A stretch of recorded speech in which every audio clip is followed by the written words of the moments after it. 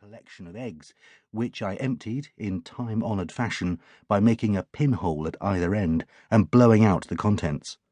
I was under strict orders from my parents not to take more than one egg from any nest I found, but the temptation was always strong, and in any case, for species deemed harmful, like crows and magpies, the prohibition was waived. Twice I hurt myself quite badly and was carried home with my head covered in blood after falling from a height in attempts to reach the stinking domed structures built by magpies in the treetops. I shall never forget landing face first in a patch of brambles and ripping my hands to shreds as I crawled desperately through the thorns in an attempt to get breath into my lungs. Accidents notwithstanding, the nesting season was always a time of miracles. How did a pair of long-tailed tits manage to rear a dozen or 15 babies inside their tiny vertical oblong of wool and moss and grass? How did wood pigeons stop their bright white eggs rolling off their platforms of dry sticks from which they were constantly departing with a great clatter? How did green woodpeckers interpret the messages they sent each other in the bursts of gunfire, brrr, brrr, which they generated when hammering out nest holes in the trunks of trees?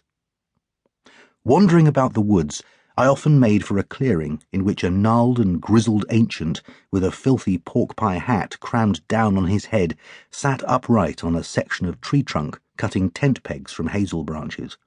1, 2, 3 jabs against a long blade fixed upright in front of him, and almost before the chips had landed on the ground, another peg went onto the pile. He hardly ever spoke, but as he did not seem to resent my presence, I used to stand and watch him, fascinated by the precision and economy of his movements. I see him now, chipping away in a sea of bluebells every spring.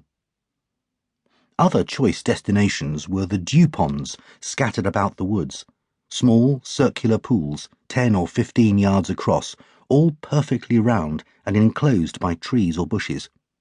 It was clear from their shape that they had been dug by humans, but there was something mysterious about the way they always contained water.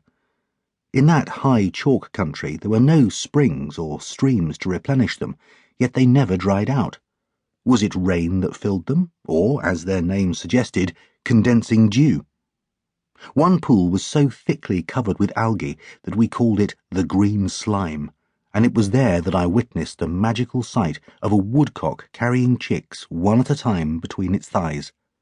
The bird flew low and heavily for about 50 yards before depositing its freight at a point which it obviously thought safe. On the farm, most of the power came from heavy horses, which did the ploughing and drilling and hauled the wooden-wheeled harvest wagons into the rickyard behind the barns. They were driven and looked after by old Dave Collis, a small bent man with one rheumy eye who was reputed to be deaf only when he wanted to be. The farm also boasted one veteran blue tractor, a sign of things to come, but, like the horses, life moved at a leisurely pace. The two great events of the year were harvest and threshing. As the corn ripened in July, everybody available joined forces to bring in the barley, wheat and oats. Children, office workers, shop girls, boys from school camps organised by the government, all came out to help. Our harvesting machine was a binder drawn by 2 horses, a weird-looking contraption with spinning wheels and unguarded drive belts, topped by a skeletal rotating flail which swept the crop backwards onto a reciprocating knife. Round and round the field it crawled, cutting the stalks, ingesting them and binding them into bundles with heavy twine, the knife chattering and the release mechanism giving a loud clack every time it ejected a sheaf. Great was the excitement as the area of standing corn gradually diminished and rabbits trapped in it began to panic, weaving telltale trails of ripples through the ears as they dashed back and forth in search of a safe exit. Boys with sticks and, further out, old farmhands with guns surrounded the shrinking patch, eager for the quarry to break cover. With the light failing and their shelter almost gone, the rabbits had no option but to run for it.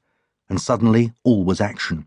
The men firing, the boys yelling, lashing out with our sticks and diving onto individual sheaves as we tried to pin down fugitives which had taken temporary cover. Nobody was squeamish in those days. We knew how to kill a rabbit.